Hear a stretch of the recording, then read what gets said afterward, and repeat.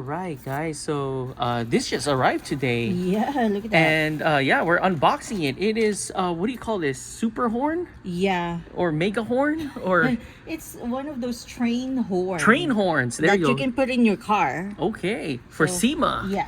So look at this. What's this? All chrome aluminum out.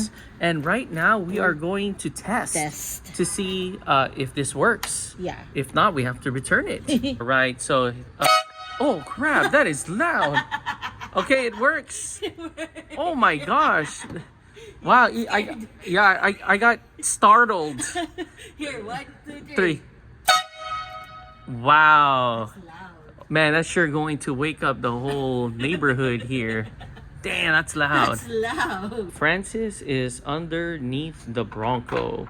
We are removing our skid plates. We are trying to find a place to mount our super horn or train horn, whatever you want to call it. And we thought of trying to put it there, but it doesn't make sense. We could have put it here on the side, but then that would require us to remove the fenders. We can't put it on that side because we already have a lot of stuff going on there. So most likely it won't be on this side. Or we were now thinking of putting it down here. Our best solution that we thought of, so instead of drilling into the chassis, we are just going to zip tie it in the chassis. Francis just finished zip tying this, and we are going to do a wiggle test. See if you could just wiggle it some more, because this thing will be going up against some high winds and some rough terrain. It's good. There you go. So we use metal and plastic zip ties for this. She is now going to start the wiring. Since we don't have a black wire for the negative, we're using a white wire for the negative. And right now she's just gathering all her electric supplies and tools there. So she's now getting ready the wires. Yeah. And this is my favorite wire connector. That's her from Amazon. You don't need to crimp it. All you need to do is just need some heat gun. Heat gun. Connecting the wires.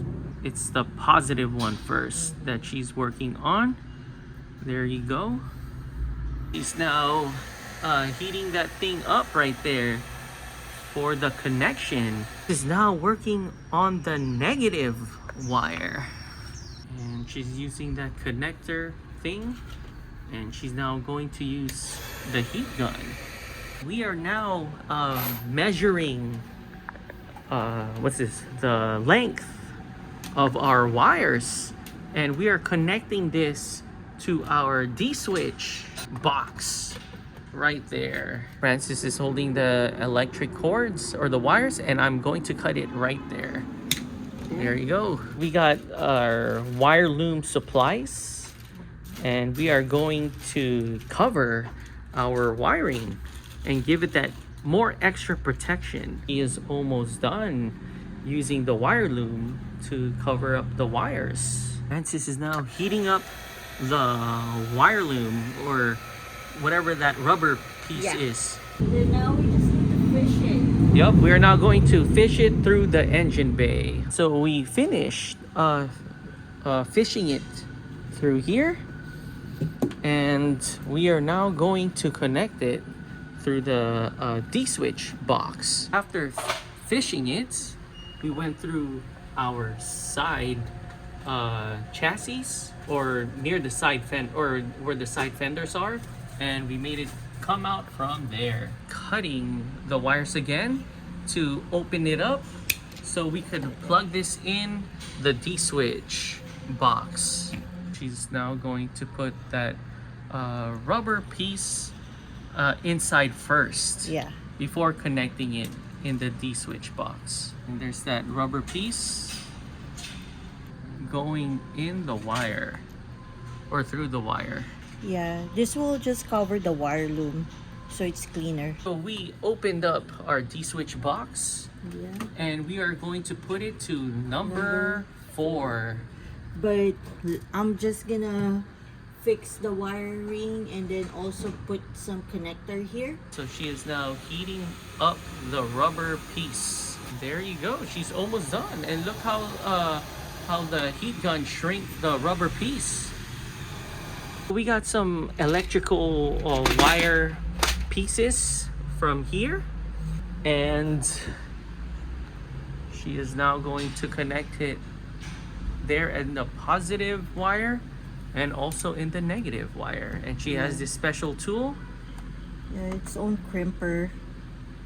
Then all you need is to crimp it. There.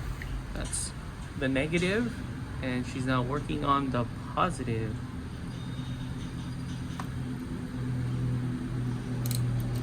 There. We now have our tiny screwdriver. Yeah, right there. So let me put it there.